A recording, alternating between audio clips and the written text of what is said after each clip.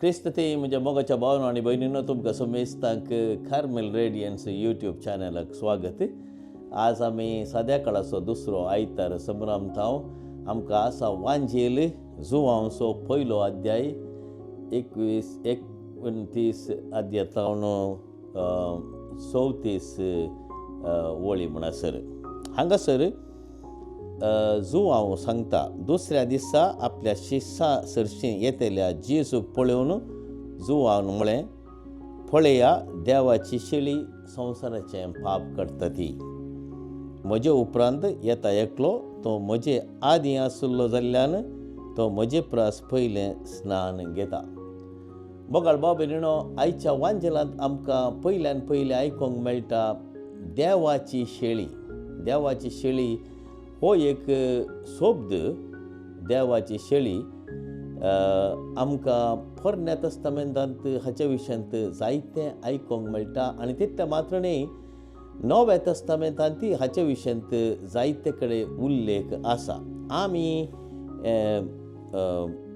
भोवस आत्मीक रितीन पळोवचें तर ह्या शब्दांक देवाची शेळी एक भोवस आपुरबायेचो अर्थ आनी ह्या अर्था फाटल्यान तातूंत आसचो अध्यात्मीक विशय आमकां समेस्तांक भोवस गरजेचो. आनी त्या देखून आयच्या दिसा आमी प्रत्येक जावन नियाळ करया जुवांव बाप्तिस्तान म्हणली ती उतरां, पळया देवाची शेळी संवसाराचें पाप काडटा ती. आमी पळयता पोरण्या तस्तामेंतांत निर्गमन पुस्तकांत कशें देवाच्या शेळये विशयांत आमकां थंयसर आयकोंक मेळटा. कशें मोइजेन लोकांक सांगलें की तांकां इजिप्त गांवांतल्यान सुटका मेळच्या त्या संदर्भाचेर तांणी एका शेळयेक मारूंक जाय आनी त्या शेळयेचें रगत तांणी तांच्या दारवट्याच्या खांदाक पुसूंक जाय. आनी अशें देव तांकां त्या राती राखतलो, कित्याक खंयच्या घराच्या दारवट्याक तें रगत लागी थंयसर देवाचो आंच येवन थंयसर तांच्या पयल्या पुताक संहार जातलो म्हणून. अशें देवाची शेळी आमकां पोरण्या तस्तामेंतांत आयकोंक मेळटा. कशें देव तयार करता शेळये मुखांत्र, शेळयेच्या त्या सॅक्रिफिसा मुखांत्र आपणाचे फैन इजिप्त गांवांतल्यान बसायल्ल्या गांवाक वेचत आसलें फैन. दुसरें आमी आयकोंक मेळटा आमकां प्रोफेतांच्या पुस्तकांनी, जेरमिया आनी तशेंच इजाया प्रोफेताच्या पुस्तकांनी आयकोंक मेळटा ती शेळी ताका धर्न, ताका जिवेशी मारच्या जाग्याक, ताका सॅक्रिफीस मारच्या जाग्याक आपोवन व्हरता आनी थंयसर ताका सॅक्रिफीस करतात. आनी हो संकेत आमकां मेळटा जेजूच्या जिवितांत. कशें जेजूक तांणी दग दिलो आनी कुर्सार मारलो हाच्या विशयांत इजाया प्रवादी आनी तशेंच जेरेमिया प्रवादी उलोवचें आमी आयकता. देवाची शेळी म्हणटा आसतना आमकां आनी एक उल्लेख येता. कशें जेरुसलेमाच्या टेंपलांत थंयसर सॅक्रिफीस भेटयताले आनी ह्या सॅक्रिफिकांत हर एका दीस सकाळीं आनी सांजेर एका शेळयेचो संहार करून सॅक्रिफीस भेटयताले लोकांच्या पातकांच्या पारेखपणा खातीर. म्हणटच हर एक दीस टेंपलांत रगत वळतालें तांच्या पातकाचें पारीकपण करचे खातीर. पूण आमी जाणाव साबताच्या पयल्या दिसा तांणी शेळयेक मारचो दीस आनी तो सडावो जावन शुक्रार. आनी तशें आमी जाणाव कशें जेजू शुक्रारा दीस, निमाण्या शुक्रारा दीस खुर्सार मरण पावलो. आनी बेनेडिक्ट 16व्यान सांगचे प्रमाणे केदळा जेजू खुर्सार मेलो की त्याच वेळार टेंपलांत जायत्या शेळयांक संहार करताले, सॅक्रिफीस भेटयताले.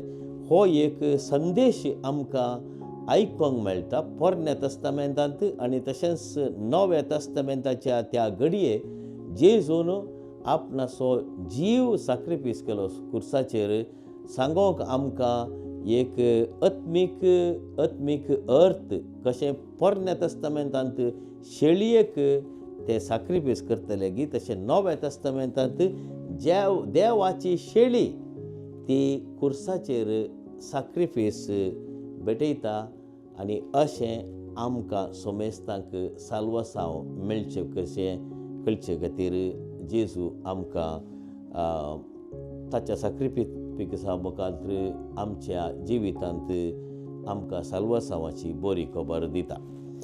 आनी चवथो अर्थ आमकां आयकोंक मेळटा उक्तापणाच्या पुस्तकांत निमाण्या पुस्तकांत आमकां आयकोंक मेळटा कशें देवाच्या त्या सिंहासनाच्या मुखार थंयसर आसा ती शेळी आनी ती शेळी जीवेशी मारलेली शेळी जीवेशी मारलेली म्हणून सांगला जीव आसा पूण सॅक्रिफायस केल्ली शेळी थंयसर दिश्टीक पडटा. थंयसर आशिल्ल्या त्या 4 महान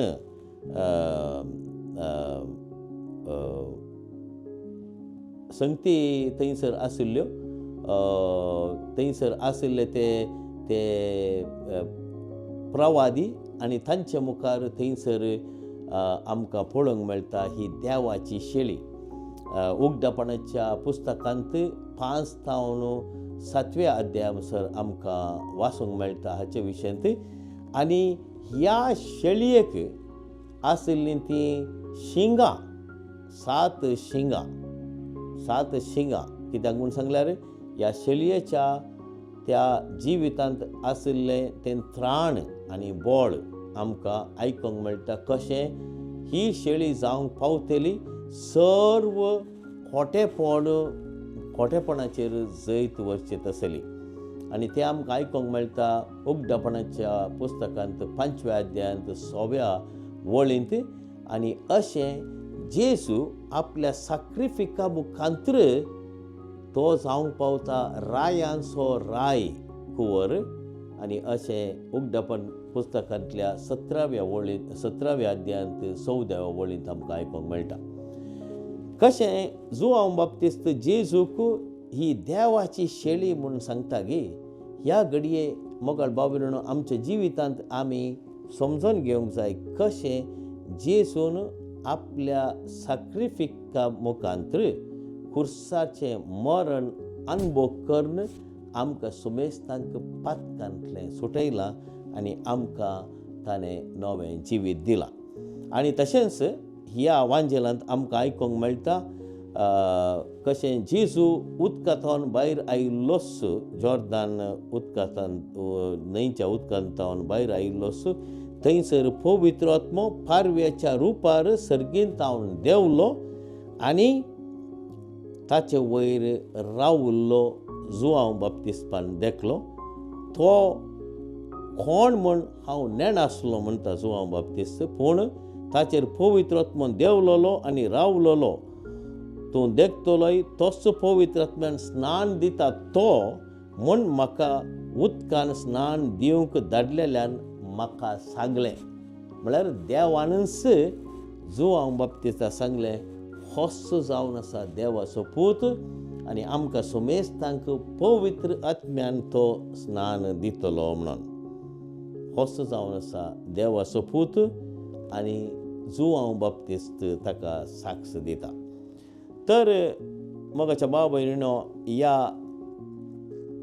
साद्या काळाच्या दुसऱ्या आयतार आमकां सुमेस्तांक एक संदेश आनी एक नियाळाक एक विशय जावन आसा हो देवाची शेळी संवसाराचें पाप काडटा ती.